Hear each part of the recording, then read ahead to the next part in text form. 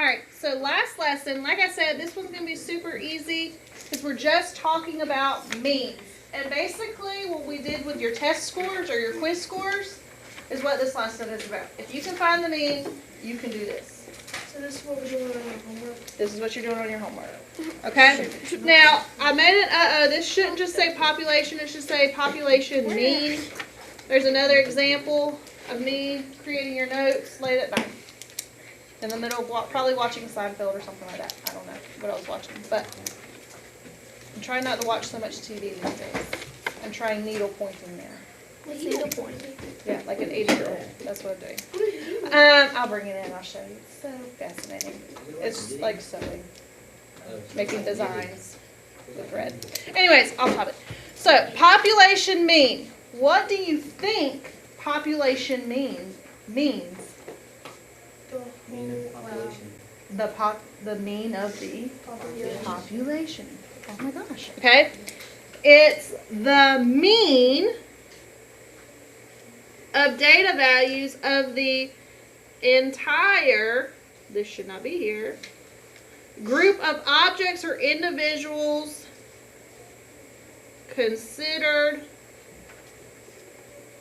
for a statistical study.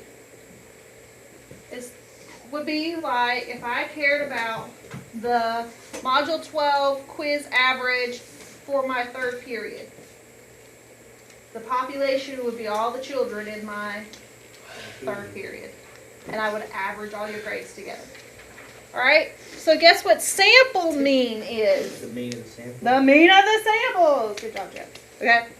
It's the mean of the data values from a sample or a subset of the population. Pretty easy, pretty straightforward. Those are your vocab. Okay? So, if we turn the page,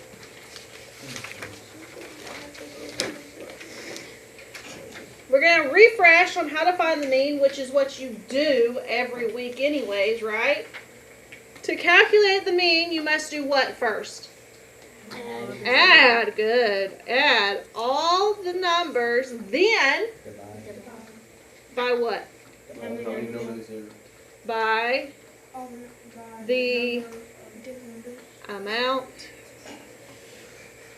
of numbers. Or you could put how many numbers there are. I don't care. The amount of numbers in the data set. What is the another fancy word for mean? Average. Mean means average. Mean means average. Mode means mode. Mode means mode. Okay?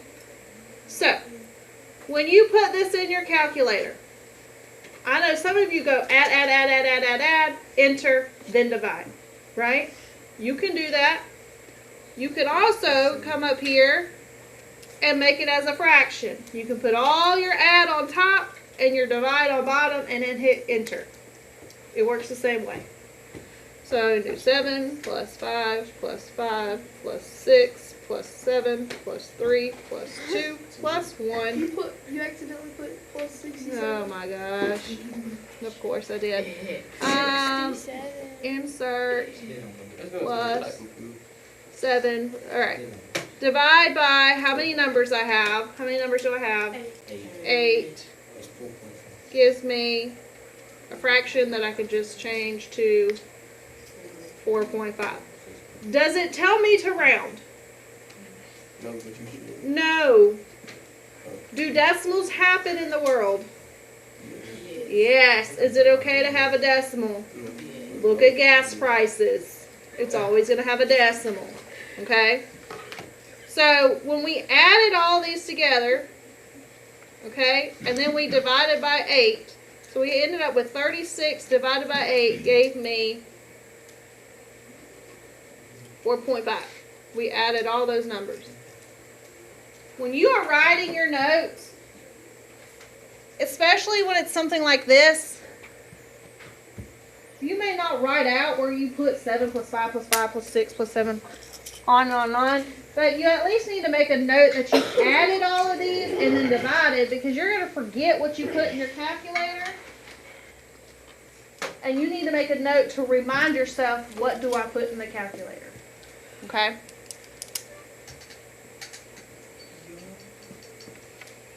All right.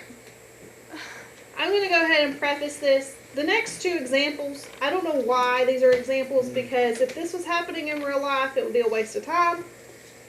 But it is what it is. So, an art teacher who apparently has a lot of time on her hands has a box of used crayons. The teacher wants to know the average length of a crayon in the box. Why? I don't know. The teacher draws a random sample of 30 crayons, measures them, and then calculates the mean length of 2.3 inches. Explain to me what she's doing in this. This is how you understand word problems. Explain to me what she's doing in this problem right here. What has she just done? In your own words. She measured crayons. She took a random sample of crayons. What is a random? You don't go around going, I'm going to take a random sample of crayons. Tell me in your words, what is a random sample?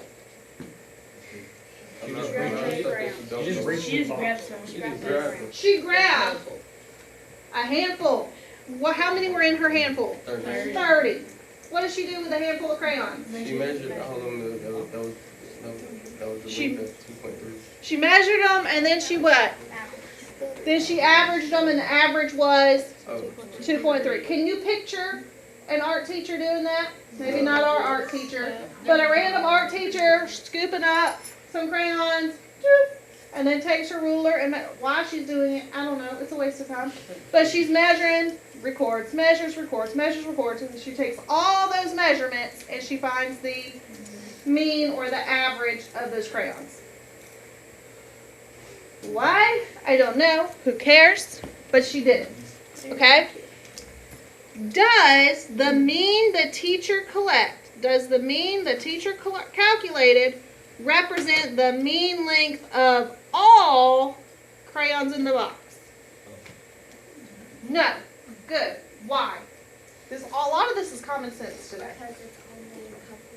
It's only a couple of them, and all of them would be considered the population, and what she has is just a sample. Good. Common sense right here.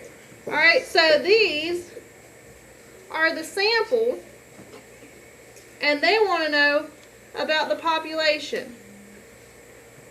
So, in your own words, does it represent? No. Because she only measured a few out of the population. Common sense, right? she got a crayon kid. She did it. You think she did it?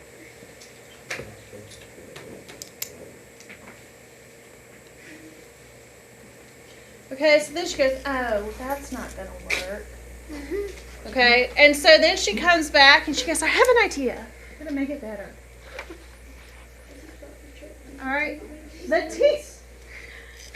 she asked Chat if this was a good way, and Chat went, no, let's make it better. So Chat suggests this, okay? So the teacher decides to take several samples of 30 crayons and calculate the mean of each to compare to the first mean that she calculated. What's different between part B and part A? There's several samples, and in part A, how many samples did she do? A few. Just one. She did just one. There's just one sample here. Here she's got several samples. So she did that same process several times. Why? Like I said, she bored, I guess. I don't know. Okay? So she does it several times, and then she finds the mean each time. This is her sample means. This is what she found. Okay? This is like what we did with your quiz scores. Okay? This is all of our sample means. This is not 19 scores, is it? This is only 5. We average, we average, we average, we average, we average. Got 5 different averages. That's what she's done here with her samples. They want to know what is the mean of the sample means. How are we going to find that? We'll find the mean. We're going to take all of these numbers and we're going to add them.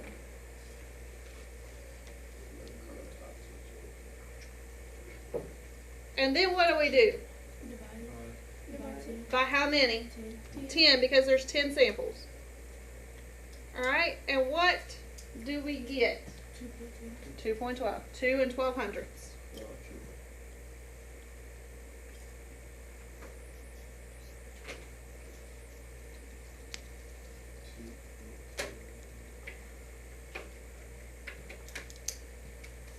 Now that we have several to compare to, we want to play a little game of high or low, okay? Over, under.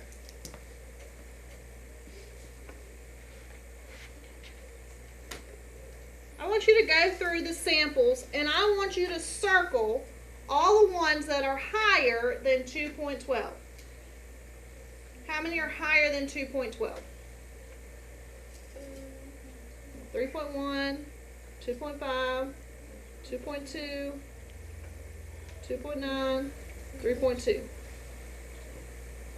How many are higher? 5. Well, if there's a total of 10, how many are lower? 5, right? 1, 2, 3, 4, 5.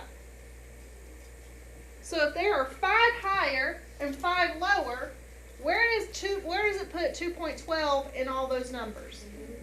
In the middle, which is what the average should do. The average is finding the middle, okay?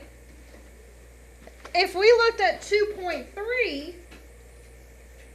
how many numbers would be above 2.3?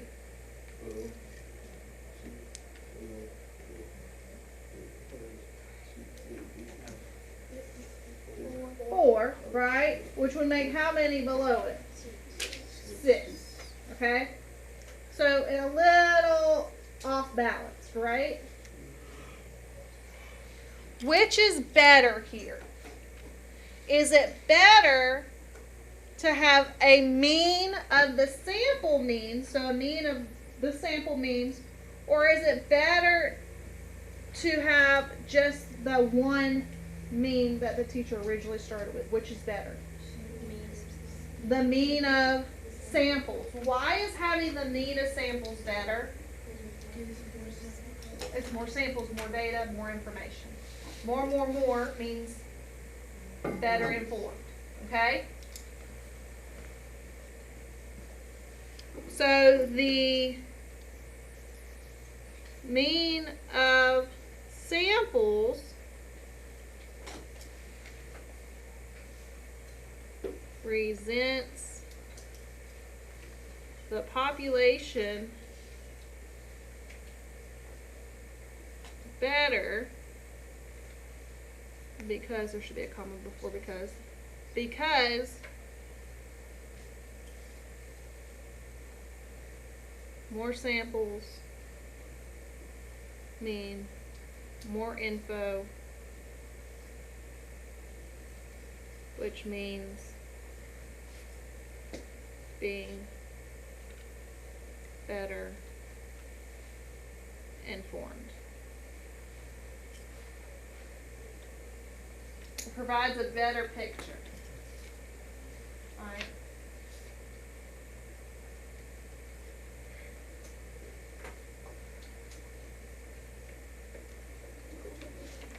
How could we make it better? More samples, right? The more info, the more informed. This goes back once again to here. Is it better to look at average all the scores or pick out just one of the scores? All of the scores. All the scores.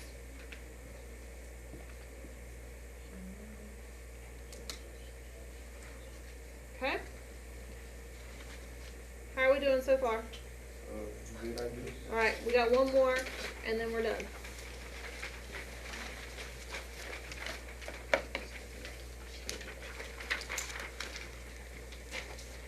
All students in a school are required to take a standardized test, aka our milestones. Okay? Other states are called different things, but a standardized test at the end of the school year. The school's goal is to achieve an average score of at least 80 on the test. So the principal takes a sample of 20 test scores and determines that the sample mean is 82.4. Is this a reasonable estimate of the population mean of the test scores? No. Is this good? What's wrong with it? He's comparing 20 people to the whole school. 20 people to the whole school. This principal did not pay attention in her principal classes or his principal classes. Well, maybe if they took 20 class samples. Do what? If they took 20 class samples instead of 20 student samples, it probably would have been better. Wonderful. If they were to go to 20 different classes and find their averages, that would make a way more sense than only coming to our one third period class and going, whatever Miss Pittman's third period class does, that's how the rest of the school's going to do. Is that a fair statement? No. I mean, y'all are brilliant, don't get me wrong, but like, is that fair to the rest of the school? No, y'all don't need to be carrying all them, okay? So, we need to go back and do better, right? So right here it says the principal takes a sample of 20. Is this reasonable estimate? And our answer was no. We need more info. Come on, principal, do better. Miss Dykes would never. Miss Dykes wants all the info, not just one class. She cares about everybody, not just one. All right, so when the principal, I guess, went back to the drawing board, listened to Mason, and went back and decides to take 20 different samples of 20 test scores and calculated the sample mean of each. The sample means are listed below. Look, Mason, you could be a principal one day. You did what they thought. All right, so went to 20 different classes, got 20 different averages. What is the mean sample of the means? I'm not gonna make you do this. I mean, we can if you want to. All right, but tell me how I would do this. Add them all and divide about that. Right, I would add. Whoops. I would add all these. And then divide And then what? by 20. Divide it by 20, which would give me 79.325. I didn't make Okay? We're going to get to that in just a second. We want to see, is this truly the middle of the data? Okay, is it truly the middle? So we're going to play a little game of over-under. How many are over, how many are under, compared to 79.325? How many scores are higher than 79.325? 1, 2, nope, 3, 4. Oh, no, that's not one. My bad. 5, 6.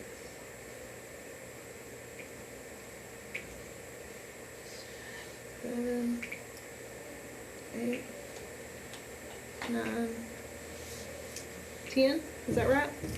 1, 2, 3, 4, 5, 6, 7, 8, 9. Oh, it's just 9. Alright, so 9 of them are over. Which means how many should be under? How many? 11. 1, 2, 3, 4, 5, 6, 7, 8, 9, 10, 11. Granted, there were some that were really, really close, right? 79.2. That were really close. Where about does this put our mean?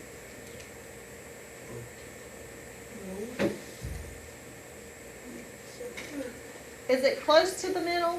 If we've got 9 on this side and 11 on this side? If this one, if I would take this, where's that? This 79.2 and bumped it just a smidge, it would jump over, take 1 away from this column and add it to the 9 column, and that would be what? 10 and 10. So are we close to the middle? Yeah, we're close, but not exactly there, which is okay. It's not going to come out perfect every time. All right, if we took and we looked at this 82.4, how many scores are above 82.4 in that list? How many scores are above 82.4? So it would obviously be looking at the ones that are circled. 1, 2, 3 of them, right? 3 are higher, which means how many are lower? 17 scores are lower. Is that a true picture? Think about it for a second. If I've got 82.4 and I got 1, 2, 3 numbers higher than it, but I've got 17 numbers behind it, is 82.4 anywhere close to the middle? No. Okay? So, is 82.4 a good estimate of the population? Is it anywhere close to the mean, to the middle? It's very far away. It's nowhere near the middle, okay? Out of 20 sample means only 3 are greater than 82.4 .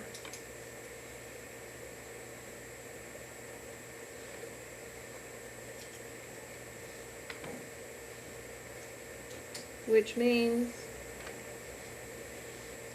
it's not a good estimation. It's not near the middle. It's got to be near the middle of the data. Now Mason said when we got 79.325, they didn't make their score. Nope. Okay, what was their score? What was their goal? 80. Now, did we do the entire population? If we got more samples like y'all have suggested, what could potentially happen here? They could probably hit 80. They could potentially hit 80, right? They're really close. They're only 7/10 away. What if, theoretically speaking, these scores did not include any of the gifted classes? What would happen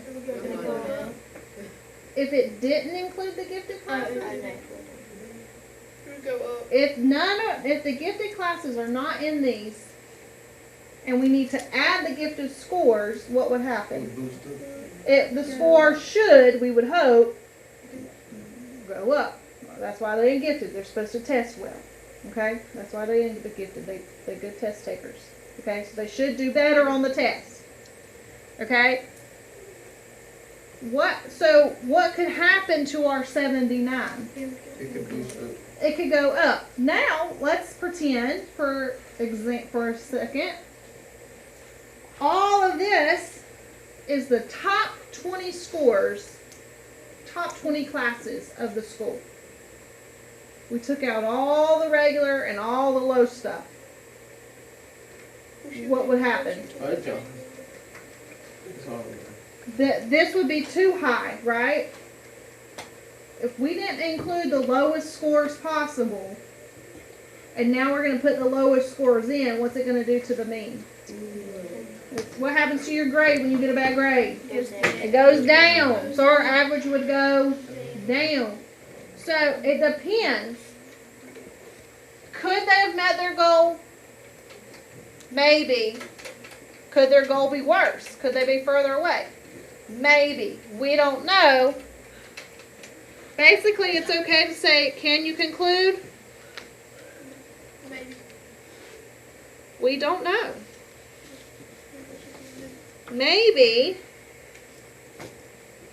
but more samples are needed. Anything could happen.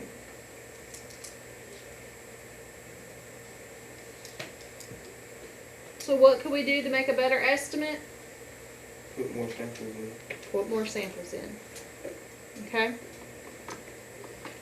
Alright, so if you flip it over, your homework tonight, which you've got about 12 minutes, is just this page. Okay? This is your page.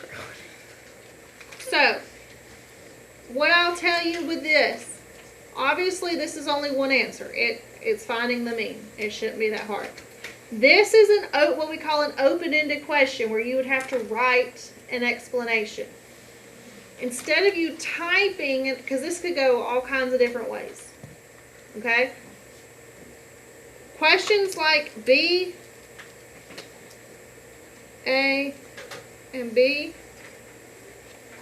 Okay, those right there are multiple choice on pair assessment. It gives you several different what could be the answer, and you have to pick the best one. Okay, instead of having to come up with typing your own, you can just check there, see what the options are, and you decide what the best answer is. Does that make sense? Okay, so you've got about 10 minutes now. You probably can get a lot of it done so that you don't have to do anything during bearing time or anything at home. Okay, you've got 2 check answers per question. Get started.